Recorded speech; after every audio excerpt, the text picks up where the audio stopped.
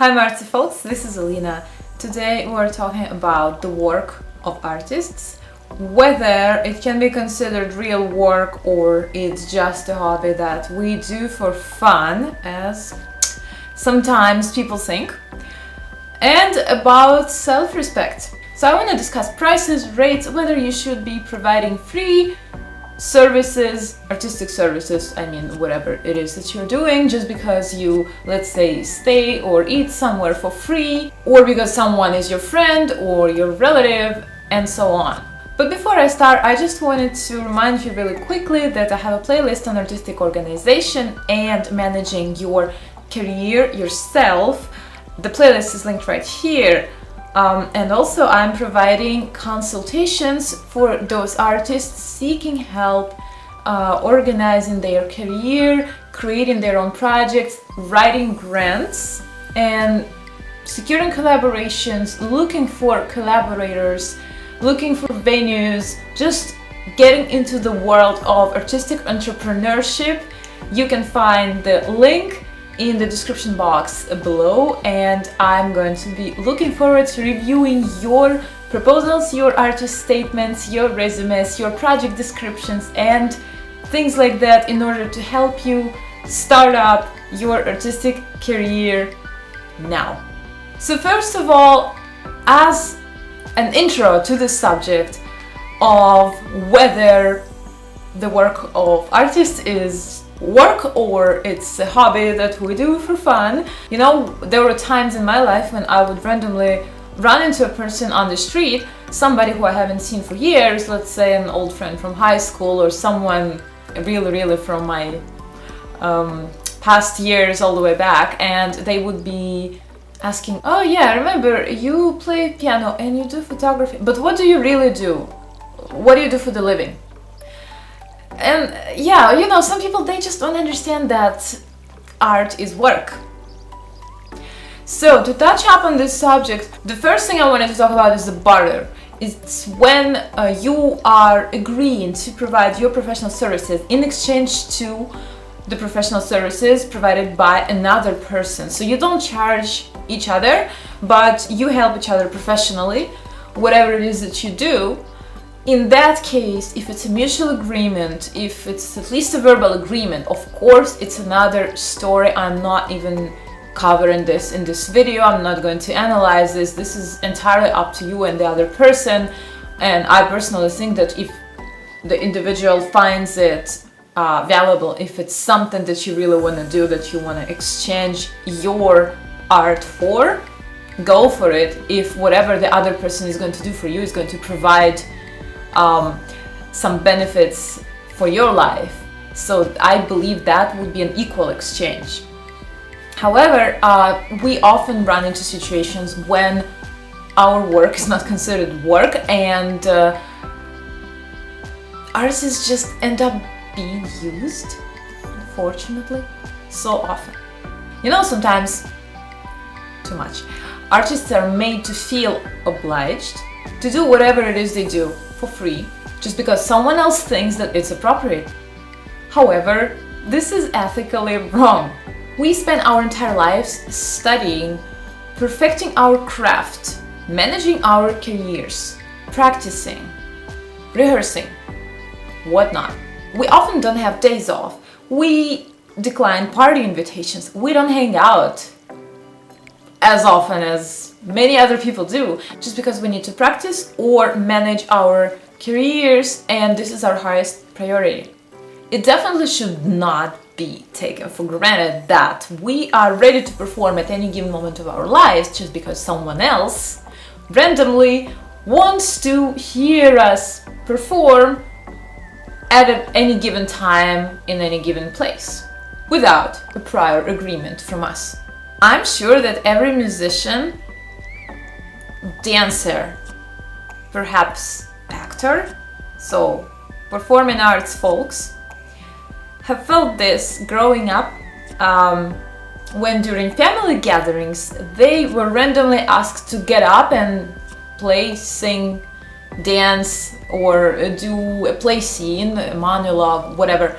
And this feels like crap because if you're at a party and you have had food and maybe a couple of drinks, and you just feel relaxed. It's your day off, you're not supposed to work, and then suddenly like 20 people who are your relatives, family members and stuff, they just push you to get up and perform.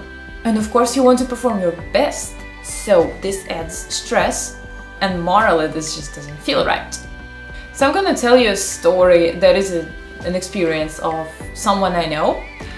This person has had a concert, a very devastating concert, and the next morning this individual woke up and just wanted to grab some quick coffee.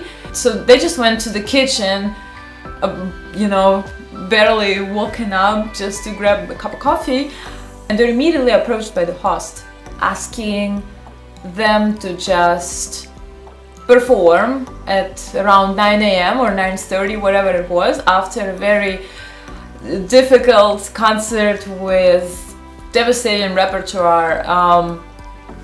And yeah, so if you wake up the next morning, you just want to relax, you don't want to perform, especially at 9 a.m. without warming up, without being mentally ready for this, after that entire extreme emotional and mental load that you've had last night.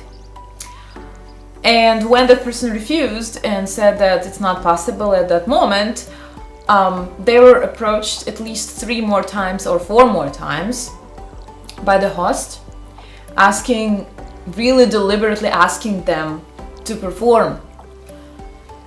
And at the end the person didn't perform. But that entire idea that someone else thinks that you should be able to just get up and perform at any moment of your life, especially after a concert that you just gave, and not thinking that you're first of all a human being, and that this is a craft that you have to really be 100% concentrated for in order to execute this professionally, just does not correspond to the reality whatsoever.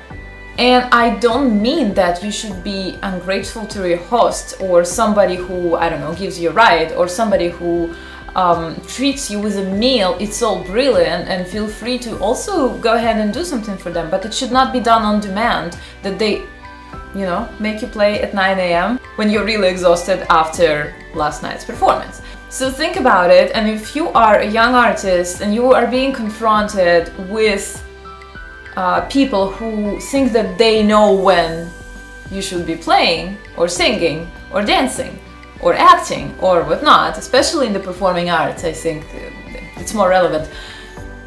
You don't have to let them decide. You are the one who is deciding when you are performing and when you're not performing. If there was no prior agreement made that you should be giving a performance, and you really feel like it's not the right moment and you're just randomly approached, you know what? It's absolutely fine to say no. Learn to say no, and you will end up being much more respected. If you have a friend who is a dentist, let's say, and you have a toothache, are you gonna just ask them for a free appointment and be like, can I come to you tomorrow because I have this problem? Yes, you might call them up and ask if you can come to them, but you're not gonna expect that they are going to treat you for free, are you? Somehow we tend to respect so many other people, but quite often we forget to respect ourselves, especially at the early stages of our careers. Another one that I love, no, I don't, of course, but when you're asked to perform somewhere for free and they tell you it's exposure, you're going to make connections. You know what happens next in most of the cases? Maybe, okay, fine, let's say you meet someone, you make a connection, okay, you make a new contact, and they tell you, wow, your performance was so great, let's organize something else for you. You talk to them during the event and stuff, you exchange emails. Next day, you, as a responsible artist who manages their career so well, go ahead and send them an email saying, oh, I'm so and so, It was really great to talk to you last night about this and that, and I'm so happy that I have had the opportunity to perform at this event. It was great to meet everybody, and yeah, so you're all being nice and responsible. So you send an email, and then you wait and wait and wait. And in 90%, 95% of the cases, maybe more, nothing is going to happen. Nobody is gonna organize anything for you just because people love to talk. But not all of the people actually love to do something and to be cohesive.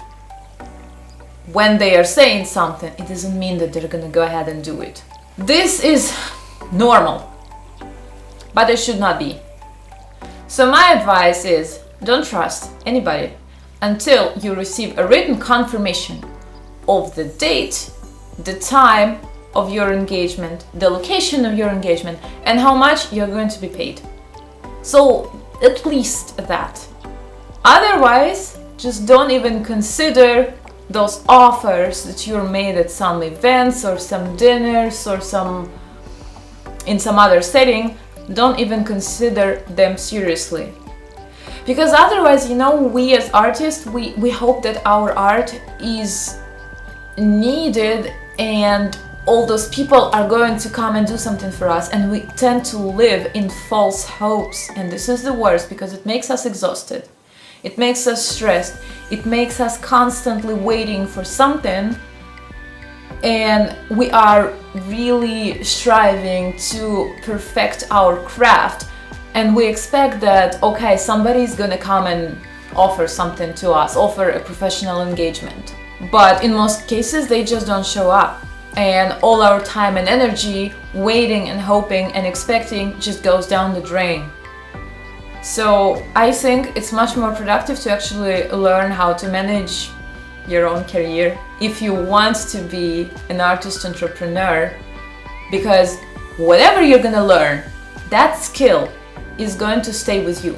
So if it is marketing, if it's fundraising, if it's networking, I don't know, grant writing, it's not going to go anywhere, and you are responsible for running your own career. Another one I heard from an artist agency: you pay between $200 and $500 on a monthly basis, and we're going to make phone calls for you. If you're lucky, maybe you would end up with an engagement about a year or a couple of years after that. So they mean that you should be investing a minimum of $1,200 for them to make calls, and you cannot even track how many calls they have made, to whom they have talked, and how long the calls were, whether they really invested their time into trying to promote you or they just took your money and did nothing for you. I have no comments on that. So no one guarantees you anything, no one is offering clear terms or a contract, but you're supposed to pay all that money and maybe nothing is gonna happen. This does not really sound healthy to me. I just go better write up another grant. I think even though it's also often considered a lottery, there are many more guarantees with those, if I can put it that way. If you are living in hopes that someone is going to come and make it work for you, I'm sorry to say, but nobody is gonna come in most of the cases. So remember, no one is there to save you. You are the only one who can make your dreams come true. But if you don't respect your time, your effort, your energy, spend on what it is that you're a professional at, don't expect that anybody would respect you either. Like this video if this was thought-provoking. Sign up for a consultation with me if you want to give your artistic career, self-run artistic career, a boost. Learn how to write grants, brush up your artist statement, things like that. Subscribe to the channel and hit the bell. I'll see you in the next video. Respect yourself. Bye.